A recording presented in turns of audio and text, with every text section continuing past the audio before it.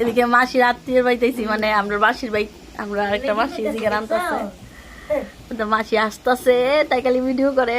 মাসির লেগে ভিডিও করতেছে, মোবাইলে চার্জ নাই তো দৌড়াদৌড়িতে আসলাম, মোবাইল চার্জ দিতে পারছে না, যে ভিডিও আইছে না।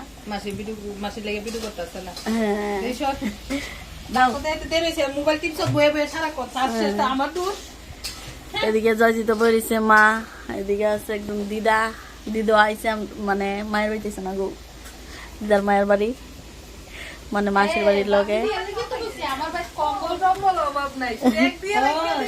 আমরা যেদিকে আসলাম কাছাকাছি আসছিল, আর মানে তারা বাড়ি তখন আওয়ানোর উদ্দেশ্য হয়েছে আমরা জয়জিতের পরীক্ষা করাতাম গেছি, গিয়া মাসিরে দেখা লাইছে, ওই মাসি দেখা তো এবার আইতে দিব, মানে অনেক দোয়াগরি ভাবছিলাম সন্ধ্যা ট্রেনে যায় মোগা, কিন্তু যাওয়া হয়েছে না, না অনলাইন যায়।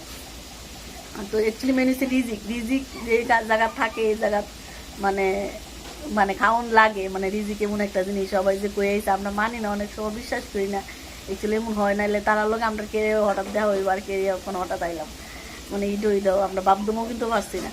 তো যাই হোক, হ্যাঁ